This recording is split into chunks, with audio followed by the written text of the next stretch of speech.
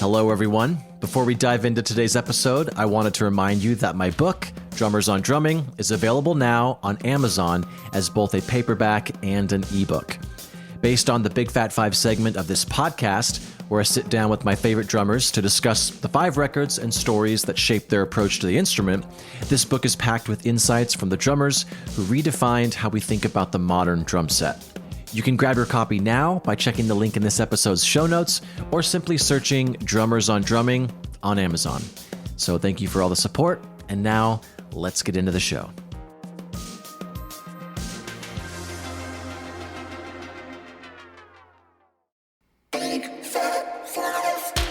What is up?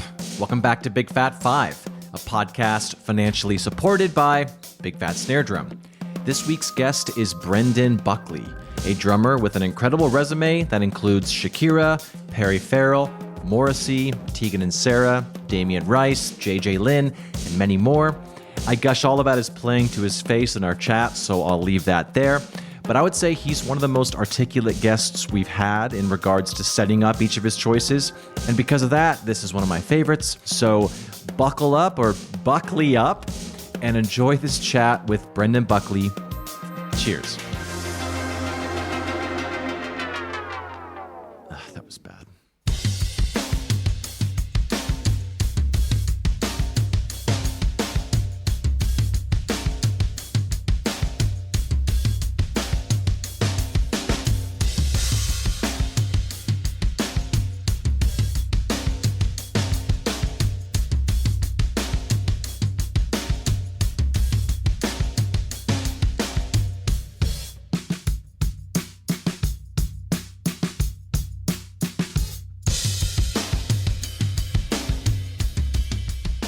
All right, so what was your mindset going into making this list?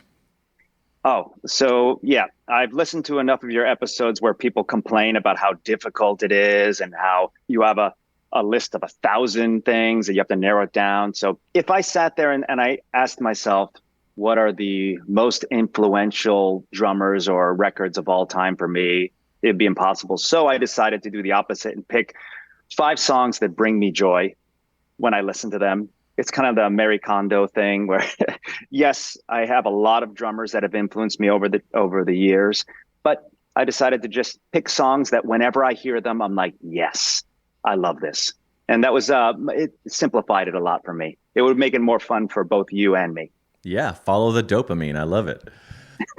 And then before we get into your top 5, I do want to talk about this podcast is about creativity and influences, and you've been doing this collaboration called Drummer Plus Drummer, and you get to work with all the people that are basically talked about on this show. So can you talk about what that is? What was the spawn of that and all that jazz? Sure. Yeah. Well, thanks for even bringing it up. Yeah, I guess I'm a fan of drummers, and I have a lot of drummer friends. And I also have a lot of drummer friends who have home studios and are pretty darn good at recording themselves. So during the pandemic, I asked several drummer friends of mine who had home studios if they wouldn't mind doing a little duet project with me. It started out real simple. I tried to keep it enjoyable and fun and listenable. And now I think I just did my 65th or 66th duet or something. And Damn. I wound up releasing them on YouTube and Instagram weekly. And then I package them into a couple records, which can be listened to on Spotify, Apple Music, things like that. I tried to for a while just to keep myself busy and artistically inspired during the pandemic. I would do one a week, every week on a Monday. And then when the lockdown was over and we all started making music again with other people, I decided to slow it down to maybe one a month now. But I still do them because they're fun, and I still love collaborating with other drummers. And I think it's fun because I try to do it in a musical way where I imagine, what if this person and I were actually set up in a dive bar somewhere together, 2 drum sets, what would we play and have fun doing together for a set? And I try to treat it like that. Is it usually you start with a beat and send it to them, or vice versa? It's usually vice versa. And I did it that way on purpose because I did not I basically, whenever I ask any of my friends to do this, I want it to be as easy as possible for them. So I would just say to them, listen, just set up a camera, turn on your studio, and just play whatever comes to mind and send it to me. I'll work with it. If you want to send me like you playing brushes, that's good enough. If you want to play boom, pa, that's great. If you want to do a freaky drum solo, I'll figure out what to do with that too. But I don't want to send someone, so, okay, this is my idea. So it's a 9/8 song go thing and it transitions into this whole free form. I don't want to make them have to learn anything. So it's been a lot easier for me just to say, you do you, send it to me and I'll create something out of it. And I don't know if you ever saw the Butch one where Butch Norton played a washing machine with mallets. Oh, I don't know if I saw that one. No. That's just a good example of him saying, how about this? I'm like, perfect. Yeah. Perfect. I can work with that. And so this is a little unique for you because you play so many different styles, but when you do sit down in front of a kit, what is the subconscious thing that your body just wants to play? Well, it's always different, but sometimes I feel like playing super softly. And I move around the kit with doubles and rolls and things softly. Sometimes I want to just go berserk around a kit just for fun. And sometimes I play grooves and sometimes I play solos. I'll often put on headphones and play along with records still, like we did in high school. Sometimes I don't play along with a click or anything, and I don't even play time. I play freeform, which is it's interesting because as drummers, we're hardly ever asked to do that. As a working drummer, almost never does someone say, oh, hop on those drums and just play some noises out of time. Yeah. But it's a fun challenge to actually do that and try to make music. It's one of my favorite things to do at drum clinics now because I used to do drum clinics where I'd have 7 kick-ass tracks that I was going to play along with, and they're intricate. And now I'm like, maybe it'd be a lot of fun just to sit down and just make some music instead, just with drums and see what I can come up with. I don't know. There's something I like to do sometimes on the drum set, which is I will start with only one sound source at a time. Like say, I'll only start on the floor tom and I'll play that for 5 minutes. And then I'll move that over and I'll add one drum at a time, floor tom and rack tom, floor tom, rack tom, snare drum with the snares off. Then we'll add a kick in there. Then we'll start adding ride cymbal. And I feel like if you do that for 30 minutes, it builds in a nice way where you get really comfortable with your drum set, but in a musical way also, as opposed to starting with everything at once. This is a little off topic, but the last thing I'll say before we go into your 5 is one of the reasons I love watching your videos. It's like therapeutic watching you because your technique seems so ergonomically rational. It's so pleasing to watch you because I feel like you have just such good technique. You're always so relaxed. Yeah, I guess there's no question there. People, if you don't know Brendan, go watch him and you'll see exactly what I mean. And it's an inspiration for sure. Because then I go and watch videos of myself and I'm like, dude, you're so tense. Get your posture better. Work on your sticking, all that jazz. But kudos to you for all the hard work you put into that. Well, thanks.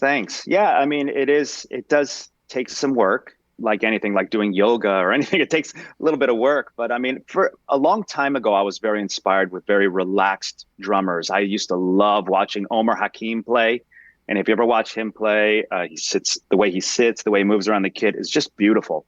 And I would look at a lot of drummers that way. Some drummers I love are relaxed, but they have crappy posture. Some drummers have good posture, but they look really tense. They're different things. The way your arms move is one thing. The way you sit is another thing. The way you breathe is another thing. How flexible you are between your dynamics, going from whisper quiet to, screechingly loud back and forth is another thing. So you can work on all those topics separately. Posture is an important one. One, because you don't want to be old and have lower back pain. But 2, if you lean forward all the time, you're always putting weight on top of your pedals, on top of your thighs, on top of your knees, on top of your pedals. So it actually will little by little slow down your feet and slow down what your thighs are trying to do. And I feel like sitting up straight allows your feet to move a little more freely. I like being able to move around the kit, like from left to right very easily also. I used to do Tai Chi years ago. So you do a lot of this back and forth movement from left to right.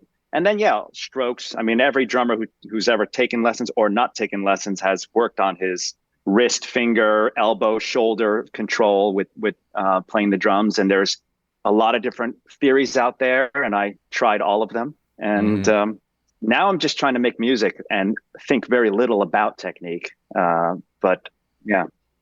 All right, well, let's just hop into your top 5. And so I'm going to try not to butcher all these names. And if I do, please correct me because I don't want to insult these lovely artists. But the album is Outlandos d'Amor. I already messed up the first one. Outlandos d'Amor. Release year is 1978. The artist is The Police. I know how to pronounce that one. The song choice is Can't Stand Losing You, and the drummer is Stuart Copeland. So either correct me or talk about why Stuart Copeland on this track was so inspiring. I think you did a stellar job introducing that track. And I feel like it's almost absolutely required for me to always answer Stuart Copeland if someone asks me, who are you into growing up? Or who's one of your favorite drummers? That one, there's always like a top 10 or a top 5, but he's always in there because I loved Stuart Copeland when I was young. I still do. But something about the way he played the drums when I was a kid really hit me. It resonated. And when I got a lot older and would go back and listen, I think, wow, that was really amazing what he accomplished too. The Police had 5 records I think they did it over the course of about 5 years. And with every album, every single song had a unique beat. And I think that's pretty hard. I think almost no one can do that. And he managed to do that. And they were also a top 40 arena selling pop rock band. So he did really quirky, unique, unusual approaches to his drums and still managed to get these songs on the radio and didn't turn the band around. I also picked this song because this is one of the songs on their first record. I think it was the second single off their first album. So this was kind of before he got his full signature sound with the really cranked up rack toms and the crank snare and the octobans and the splash cymbals. This is a little bit before that. This is when they were just putting a band together and just trying to record their first record. So you hear all of the things that became his signature approaches and licks, but on like a much simpler drum set that's a little more lower tuned. I know that other people have submitted Stuart Copeland songs on this show, but this one I think is fun to check out because it kind of has everything in one song. It has his really cool flams on beat 4, his hi-hat work, which is signature, his little cross stick reggae stuff. In the chorus, he goes to that punk beat that he does a lot, which is do do ka do do do ka do do do ka do do do ka. Crashes on weird beats. Oh, the verse is turned around the time. So it's 1, 2, 3, 4. 1 and 2, 3. Ka do do ka do do ka 1 2 2 ka. So no beat 1, which would throw a lot of bands, but it's 1 and 2, 3, 4. 1 and 2, 3, 4. Oh, at the very end, he does this thing where he starts playing the rack tom on beat 1 as part of the group, like do do ga do do ga do do ga do do ga, which is something he did later on Message in a Bottle. As you can see by my excitement, I'm a Stuart Copeland nerd. This is good. So I love his drumming, and I said I could pick, I don't know, dozens of different songs, but I picked this one because it was early, and it sounds kind of like he was just getting his signature thing together. Hell yeah. That's a great intro for this song. So here we go. Can't Stand Losing You.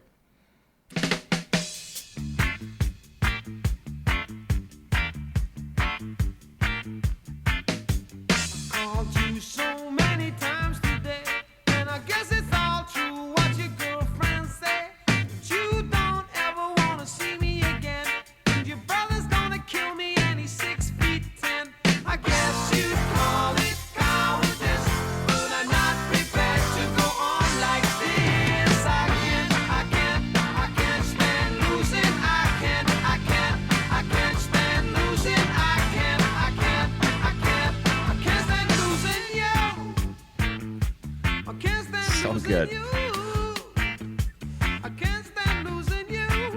I love, he always does those crash cymbals on beat 4.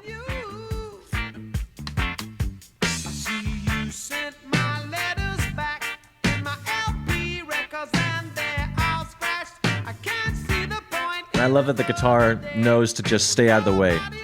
Someone has to play beat 1. Yeah, exactly.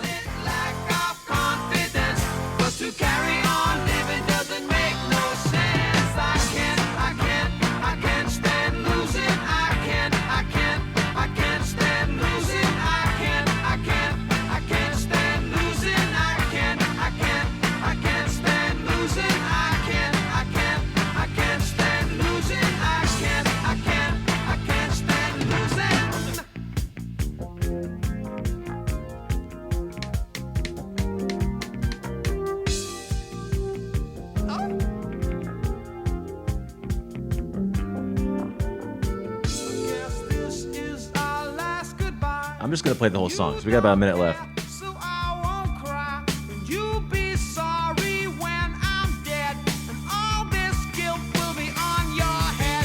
I guess you'd call it suicide, but I'm too full to swallow my pride. I can't stand losing. I can't stand losing.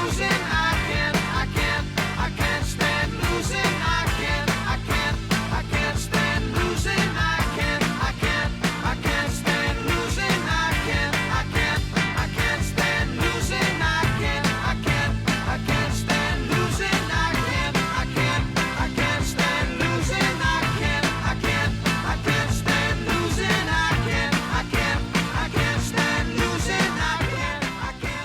losing. All right, so number 2, Triology, released year's 1995. The artist is Kenny Garrett.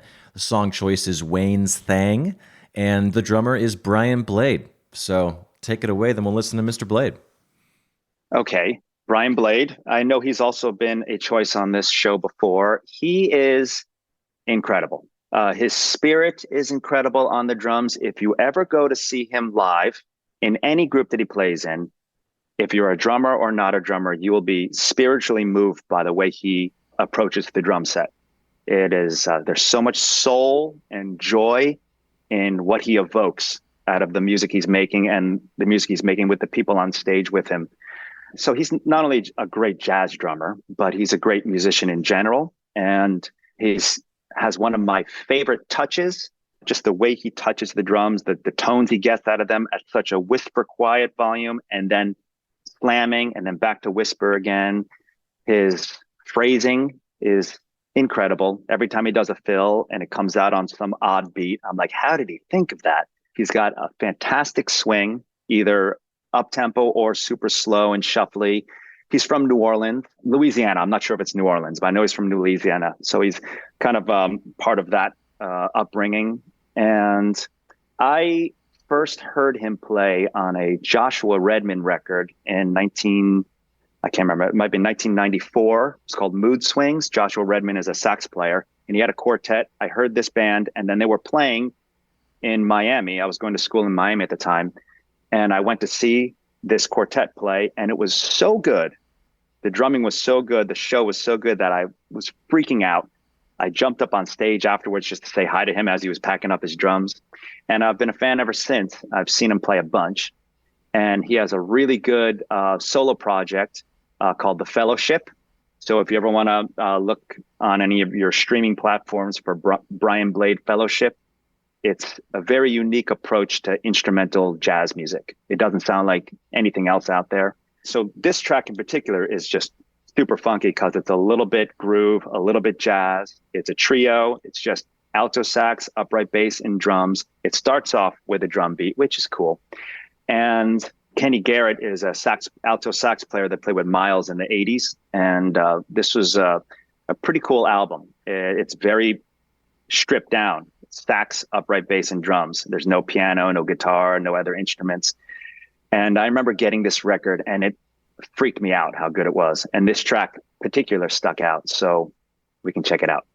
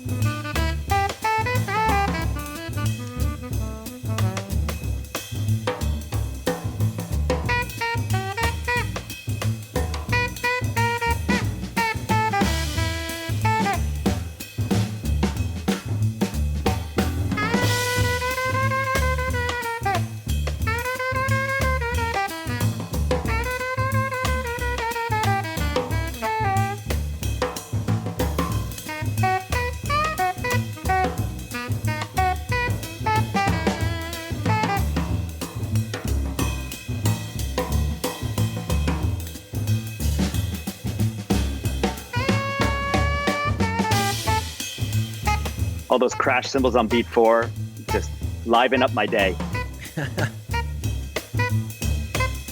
Yeah, I think someone said on a recent podcast they were saying how Brian Blade can make any crash cymbal sound like there's compression on it. Oh, yeah.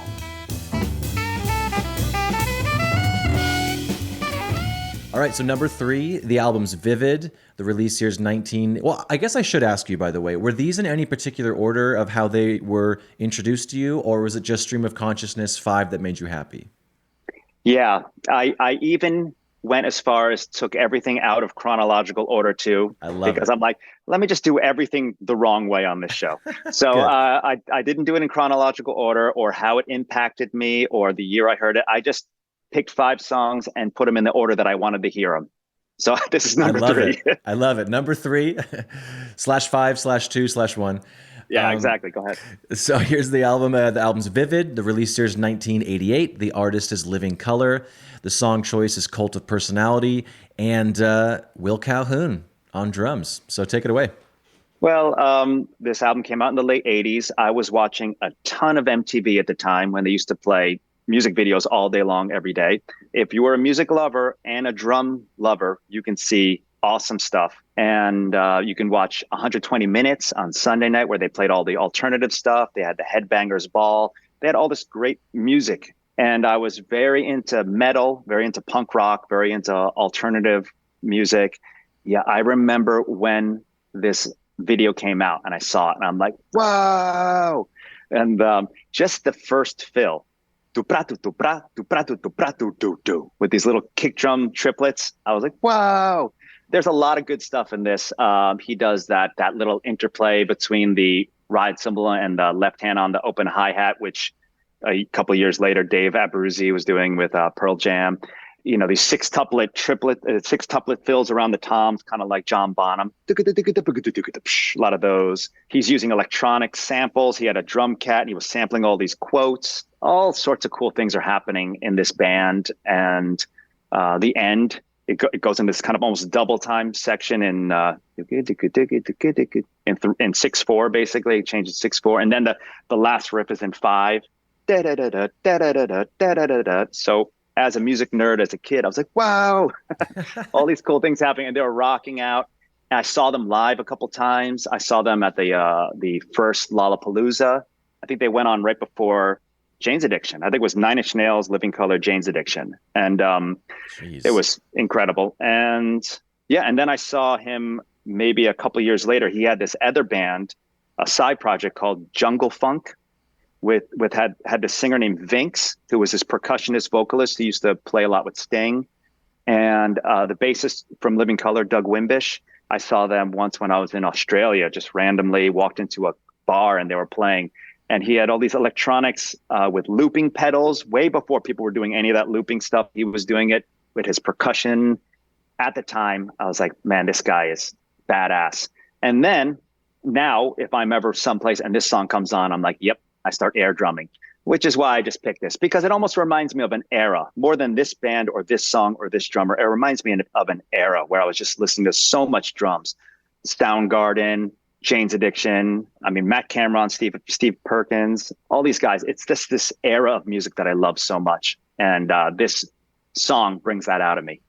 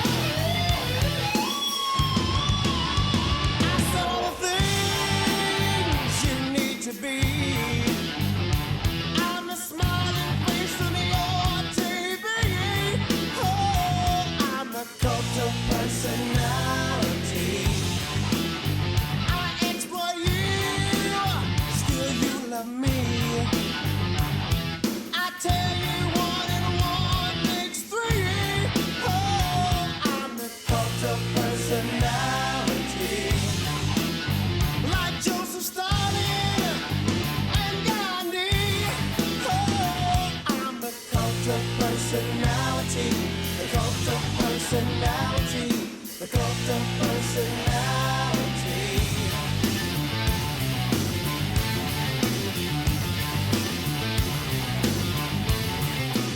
All right, well, let's just move on to number 4. And so the album is One Trick Pony. The release year is 1980. The artist is Paul Simon. I love the cover of this record. And the song choice is Late in the Evening. The drummer's Mr. Steve Gadd. So take it away. Yeah, I don't know if any of you have ever heard of Steve Gadd before, but he's this obscure drummer. He's a young kid, just came out. Now, so kind of like what I said earlier about Stuart Copeland being always in my top 5 or whatever, Steve Gadd's always in my top 3. His drumming means so much to me. His career, his sound, his pocket, his musicality, his diversity, everything about him, it really, really speaks to me. It would be hard for me to just pick one song that he did that everyone would say maybe 50 Ways to Leave Your Lover or the solo on Asia or so many other things. But I love this song because I love the pattern on this song. I don't know if you've ever heard it before, but it's his classic Mozambique Latin rhythm that he plays on a ton of stuff. This gung gung gung gung gung gung gung gung gung gung gung gung gung gung gung. He plays that on a lot of stuff. He's managed to squeeze that on a lot of different tracks, but he does it differently on this song.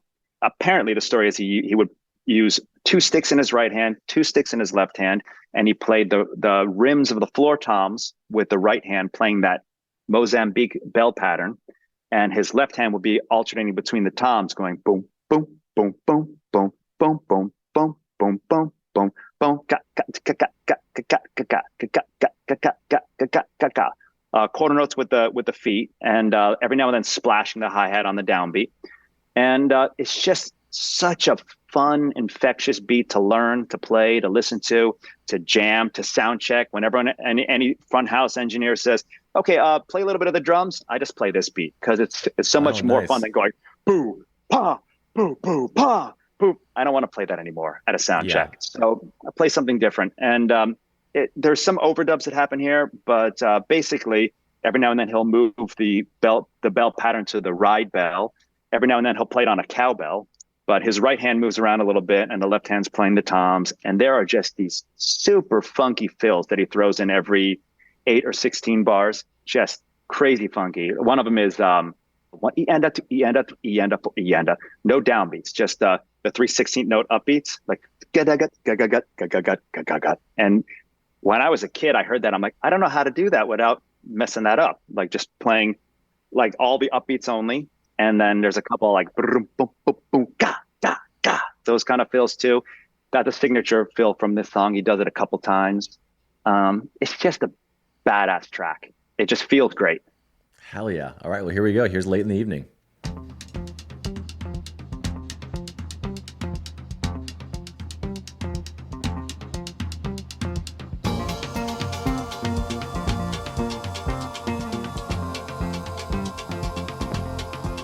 Yeah, this is fun.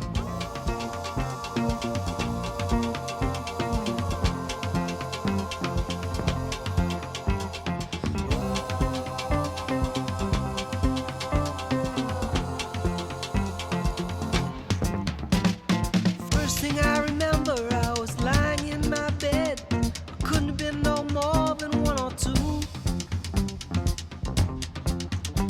And I remember there was a radio coming from the room next door. And my mother laughed the way some ladies do.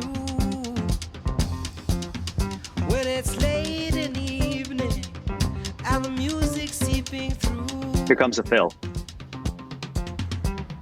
The next thing I remember, I'm walking down the street. I'm feeling all right. I'm with my boys and with my troops, yeah. And down along the avenue, some guys were shooting pool, and I heard the sound of a cappella groups, yeah. Singing late in the evening, and all the girls out on the stoops, yeah. Here's another fill. Then I learned to play some lead guitar. I was underage in this funky bar, and I stepped outside and smoked myself a J.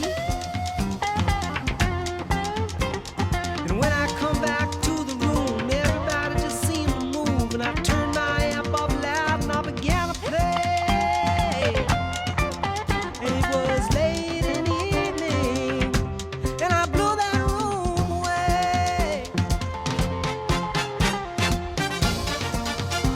There we go.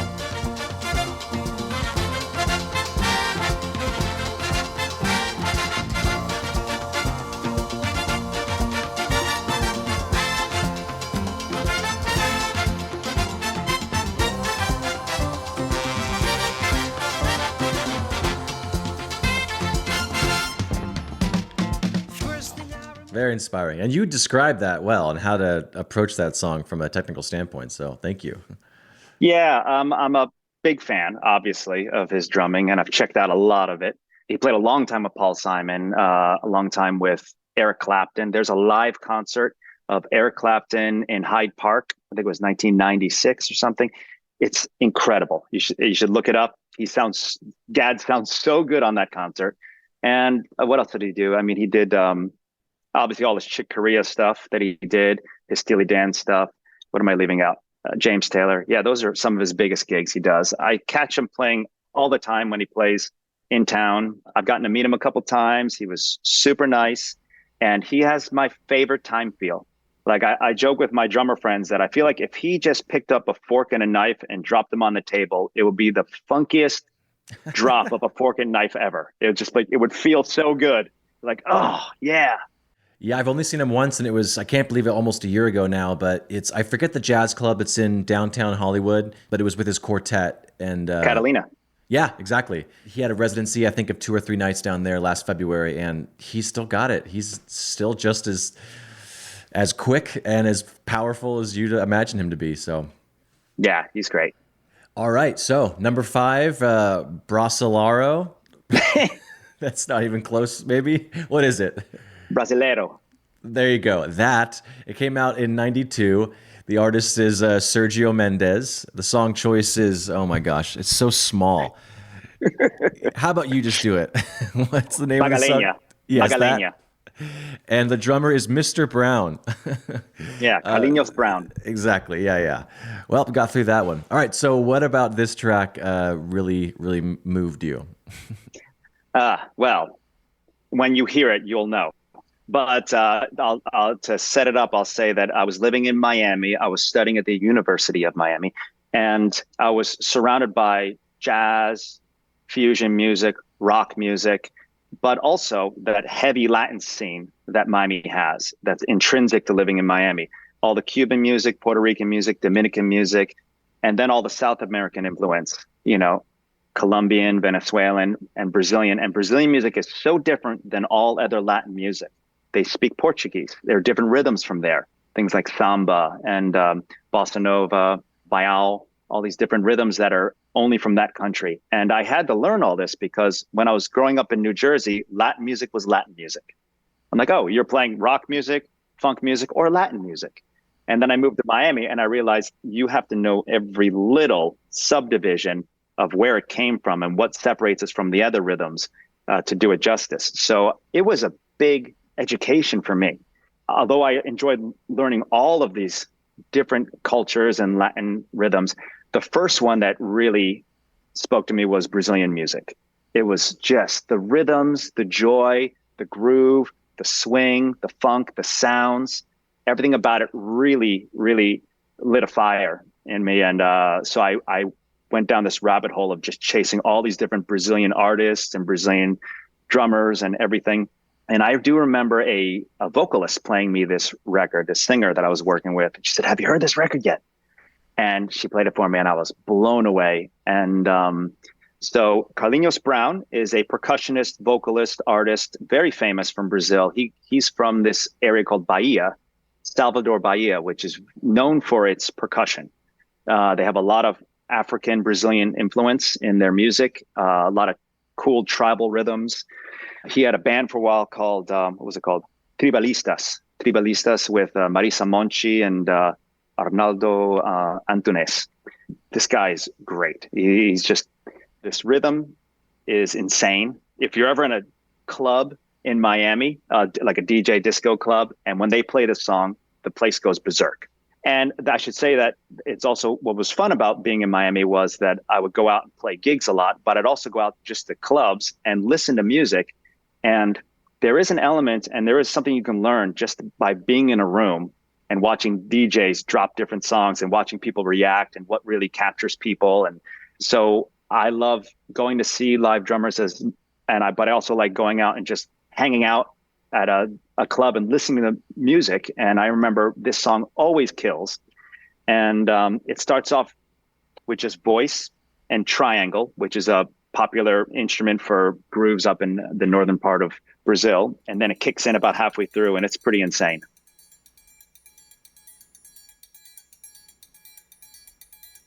Vem magalenha, rojão, traz a lenha pro fogão, vem fazer armação. Hoje é dia de sol, alegria de coió, é curtir o verão. Vem magalenha, rojão, traz a lenha pro fogão, vem fazer armação. Hoje é dia de sol, alegria de coió, é curtir o verão. Yeah, yeah, yeah, yeah, yeah.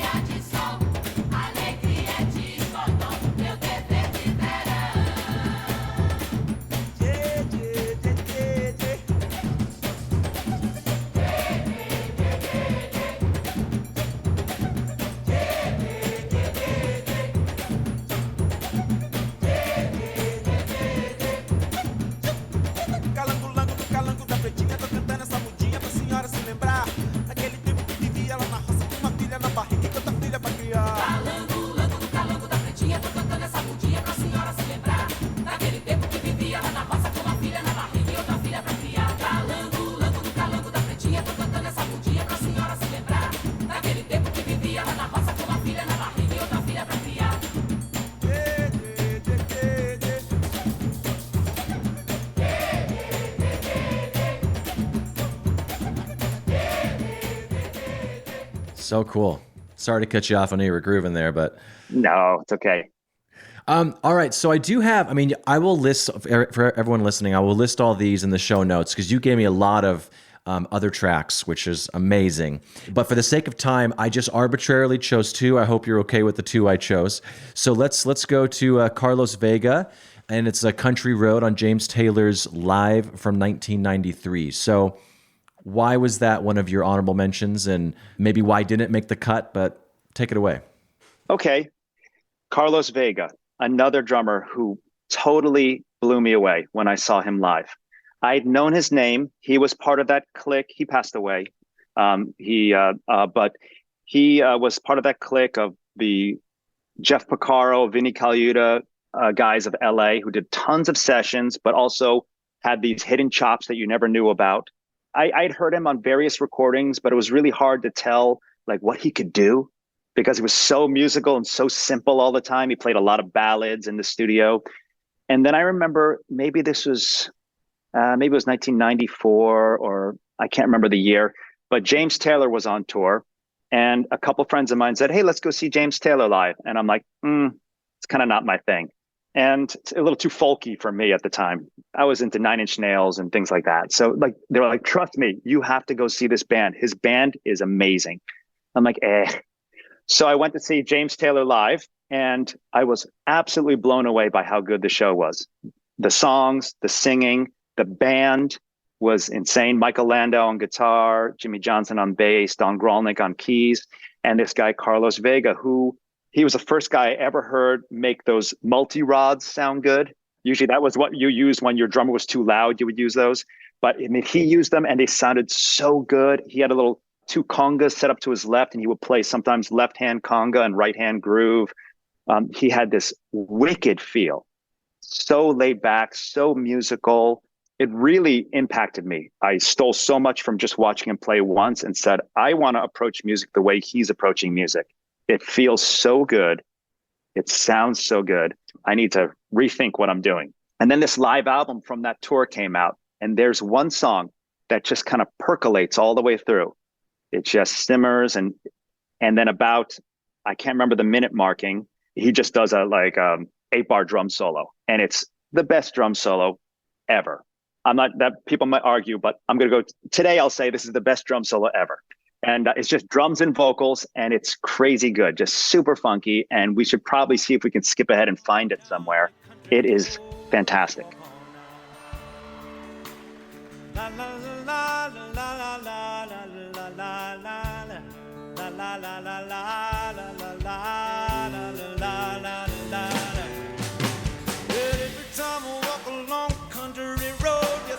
Same feeling from my head to my toe. I don't know where it come from, don't know where it gonna go. I like to jump back and maybe feel it some more. Yeah. Everything's fine and I'm okay. I don't know how it happened to me today. Yeah, but every time I walk on your country road, just about the same thing goes down. Oh, I'm alright without it. Every time I'm back on. That solo means so much to me. Everything that happened there. So good. So good. And like people like to talk about feel, like, oh, how do you lay back here? Or, I'm trying to play a little behind the beat here. I want to be on the beat. And they mess with metronomes. Just listen to that. That is how to play laid back right there. Nothing's slowing down, but it's laid back. And it feels so big and relaxed and comfy. Even it's like now's the drum feature. It doesn't speed up. It's still super laid back. And he throws in all these licks that there's that Gad Radamacue lick. There's a little Dennis Chambers ride cymbal thing. So much cool stuff. I love that. I would just listen to that little drum section on loop for a while. I transcribed it, everything. I love it. Great. Yeah. So Carlos Vega. Mm-hmm. All right, well, let's end with The Cure. So this is Boris Williams playing Icing Sugar on The Cure's Kiss Me, Kiss Me, Kiss Me record. And yeah, talk about why you picked this, and then we'll listen to it, and then I'll let you get back to your evening. Okay, cool. So this is part of, I just kept on writing choices because when you asked me to pick 5 and then you said, are there any honorable mentions? And I listed another dozen. So Yes, this just happens. And it could have been a different dozen tomorrow. Mm-hmm. But I do remember at a time where I really, really liked The Cure and I really, really liked their drum parts as a youth. They've had several drummers over the years, at least Lowell Tolhurst, Boris Williams, and a couple other guys, at least 2 or 3 other drummers, and they're all great. But this guy, Boris Williams, had a really great approach to the drums, and he would come up with these patterns, and they could be like 8-bar patterns, and he would play them for 13 minutes. And they were always kind of in their own world, like these crazy tom parts with wood blocks and clap sounds and everything. And he would just play them kind of like a long machine loop, kind of like, I don't know. I heard one of your podcasts where you're talking about the guy from Can. Similar approach. The guy from Can would just play these loops, these mechanical, industrial sounding loops on the drums. And it really spoke to me how this guy Boris would play these drum parts. He'd compose a drum part, and then that would be it for the song. And sometimes it almost sounds like it might not even go with the rest of the music. He just came up with a beat, and this is the beat for the song. It's weird how there's so many ways to approach drumming, right? You know that. We all know that. You listen to Brian Blade, he's just free-forming, just going with his gut. And then there's other guys who sound very methodical, like they really sat down and composed their drum part from top to bottom. And I think this drummer does that. And you can hear him he's the drummer on Disintegration, which is probably maybe their biggest record. But he was also on the 2 previous ones. He was on Kiss Me, Kiss Me, Kiss Me, and the one Head on the Door. Great record. And then he was on the one after Disintegration called Wish. So I think he was on 4 albums, and the drum parts are killer drum parts, cool drum tones. I don't even remember which song I picked, but I just picked a song from him that has a bunch of probably toms in it or something. Yeah, Icing Sugar. Here we go.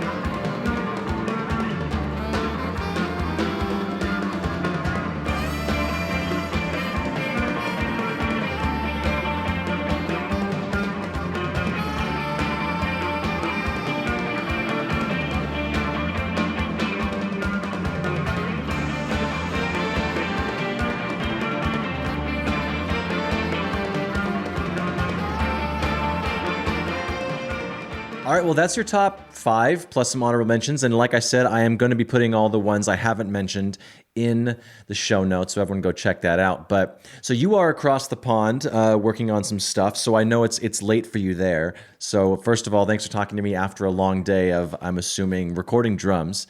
So It's okay. It's okay. We're here. I'm here in this studio in France. So I've been here for, I guess, about a month so far. I'll be here for another month. And I really appreciate you reaching out and waiting for me to find a hole in my schedule. And I appreciate that. Hell yeah.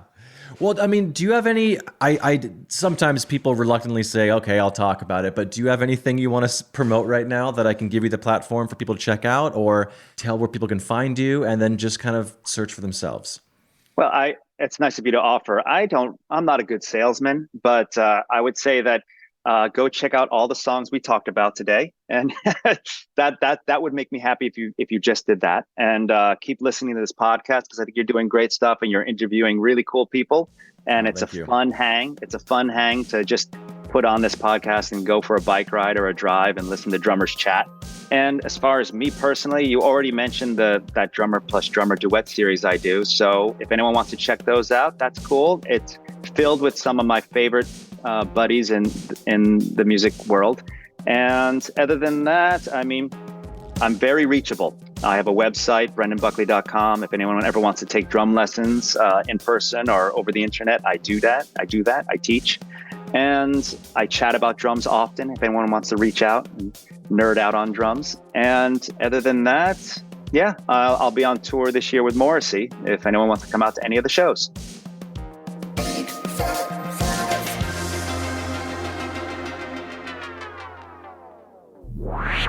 And that's the show. If you're listening on a platform that allows ratings and reviews, do that.